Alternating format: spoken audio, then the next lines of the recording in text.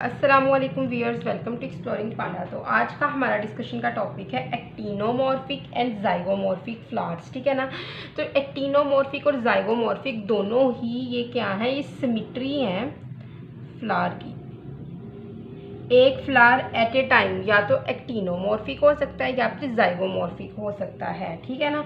तो actinomorphic condition में क्या होता है कि जो फ्लावर होता है ना वो एक से ज़्यादा प्लेन ऑफ डिवीजन में डिवाइड इक्वल हाफ में डिवाइड कर सकता है। ठीक है ना। मतलब कि ये इक्वल हाफ में तो डिवाइड करेगा, ठीक है, लेकिन जो इक्वल हाफ में ये डिवाइड कर रहेगा ये एक से ज़्यादा प्लेन ऑफ डिवीजन में डिवाइड कर सकेगा। ठीक है ना। मोर देन वन प्लेन, मतलब एक प्लेन में तो ये हाफ में डिवाइड कर जाएगा, जिस तरह इसको इस तरह कट करोगे ये हाफ में डिवाइड कर जाएगा फ्लावर। ठीक है ना।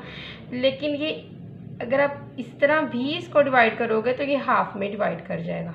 अगर आप इसको इस तरह भी डिवाइड करोगे तो ये हाफ में डिवाइड कर जाएगा, और अगर आप इसको इस तरह भी डिवाइड करोगे तो ये हाफ में डिवाइड कर जाएगा। मतलब कि जस्ट एक प्लेन में नहीं ये हाफ में डिवाइड करेगा, ये एक से ज़्यादा प्लेन में हाफ में डिवाइड कर सकता है। ठीक है ना। तो एक्टिनोमॉर्फिक कंडीशन एक ऐसी कंडीशन है जिसमें फ्लावर जो है, flower can be divided into two equal halves. ठीक है, इक्वल हाफ्स में डिवाइड करता है in more than one plane. ये नहीं कि आप एक ही प्लेन में फ्लावर को इक्वल हाफ में डिवाइड करो, एक से ज़्यादा प्लेन में आप फ्लावर को इक्वल हाफ में डिवाइड कर सकते हो। जिस तरह आपके पास एक सर्कल होता है ना, इस तरह डिवाइड करोगे हाफ हो जाएगा। ठीक है, फिर उसको आप इस तरह डिवाइड करोगे हाफ हो जाएगा। ठीक है, इक्वली इस तरह डिवाइड करोगे हाफ हो जाएगा। ठीक है ना। इसी तरह ये है, मतलब इस तरह करोगे तो इधर एक हाफ 50% इधर आ जाएगा फ्लावर, 50% इधर आ जाएगा। इस तरह डिवाइड करोगे 50% इधर रह जाएगा, 50% इधर रह जाएगा। ठीक है, इस तरह करोगे डिवाइड फ्लावर को, 50% ये नीचे वाला रह जाएगा, 50% ऊपर वाला रह जाएगा। ठीक है ना।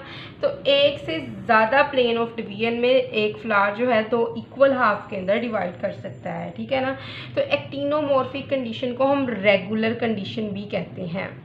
रेगुलर फ्लावर होता है actinomorphic flower is also called as the regular flower. ठीक है। दूसरा है हमारे पास टर्म जाइगोमॉर्फिक। जाइगोमॉर्फिक के अंदर क्या होता है कि आप अगर आपने फ्लावर को हाफ के अंदर डिवाइड करना है तो just one plane of division है इसकी, इस तरह, सिर्फ इसी तरह ही फ्लावर जो है वो हाफ में डिवाइड होगा, 50% इधर। ये थोड़ा सा पेटल इस तरह बन गई है, थोड़ी सी इस तरह बननी थी। ठीक है ना। दोबारा इसको करती हूँ, ये तो आप कंफ्यूज हो जाओगे। ठीक है, इस तरह था, कंफ्यूज भी आप लोग जल्दी हो जाते हो। तो क्या होता है कि इस तरह ये कंडीशन है। ठीक है,